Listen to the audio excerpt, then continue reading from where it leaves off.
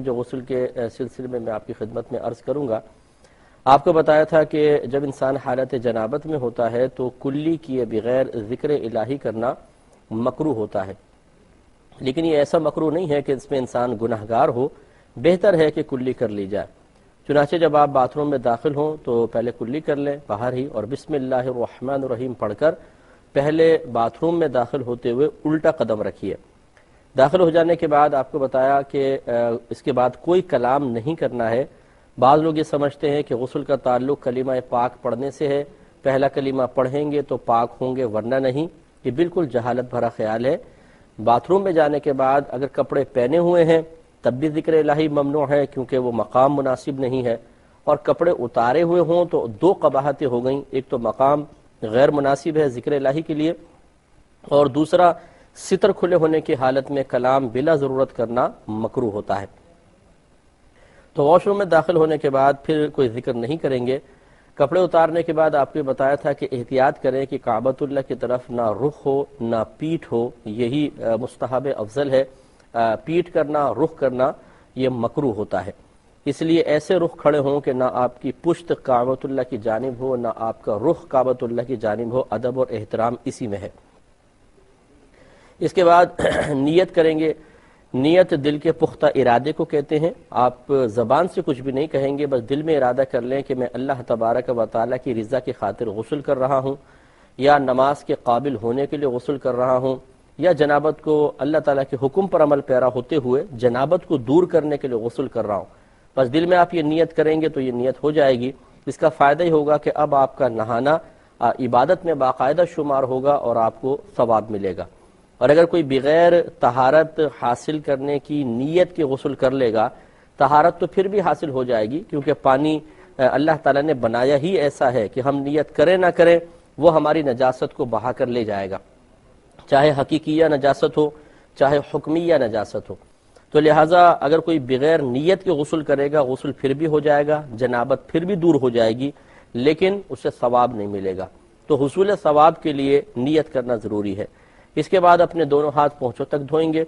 اس کے بعد اگر جسم پر کوئی نجاست وغیرہ لگی ہو اس کو دور کریں اور استنجا کی جگہوں کو دھوئیں.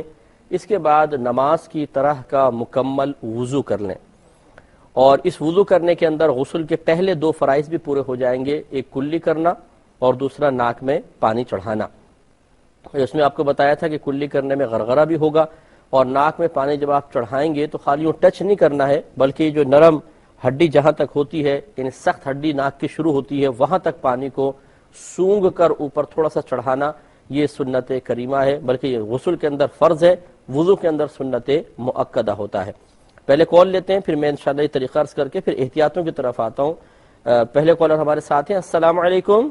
وعلیکم السلام مولانا صاحب، اللہ آپ کو زندگی دے اور سلامتی دے. آپ بہت اچھا پروگرام پیش کر رہے ہیں، میرا بہت پسند کا پروگرام ہے.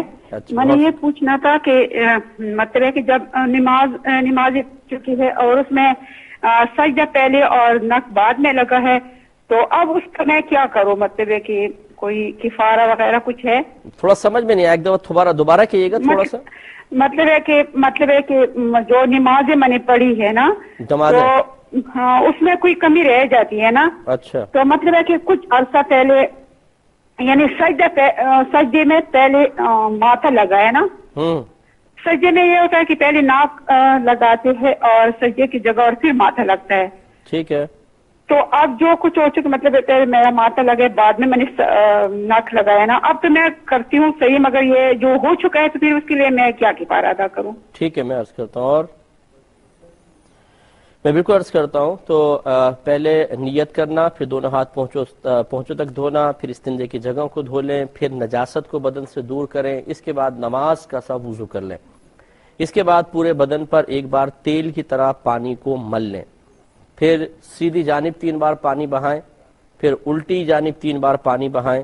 اس کے بعد اپنے سر اور بقیہ دھڑ پر 3 بار پانی بہائیں تو آپ کا غسل مکمل ہو گیا. اور پانی بہاتے ہوئے جسم کو ملتے جانا یہ بھی سنت کریمہ ہوتا ہے. تو یہ ہے سنت کے مطابق غسل. اگر کوئی اس کا لحاظ نہ کرے، مثال کے طور پہ شاور کھولا اور بس ڈال رہے ہیں پانی، پورا بدن اچھی طرح پانی بہا لیا، غسل اب بھی ہو جائے گا، لیکن اس ترتیب سے اگر غسل کریں گے تو انشاءاللہ سنت کا ثواب بھی ملے گا کہ ہر نبی کریم صلی اللہ علیہ وسلم کی ہر ادا اپنے اندر اللہ تبارک و تعالیٰ کی رضا کو پوشیدہ رکھے ہوئے ہے۔ اللہ تبارک و تعالیٰ نے اپنے حبیب کریم صلی اللہ علیہ وسلم کو جو کچھ طریقہ الہام فرمایا، طریقہ سکھایا، وہ سب سے بہترین طریقہ ہے۔ تو اگر اس ترتیب کو ملحوظ رکھ سکیں تو بہت ہی بہتر ہے کہ اسی ترتیب سے آپ غسل فرمائیں۔ اب آئیں تھوڑی احتیاطوں کی طرف، یہاں تک تو میں پچھلے پروگرام میں بھی عرض کر چکا تھا۔ احتیاطیں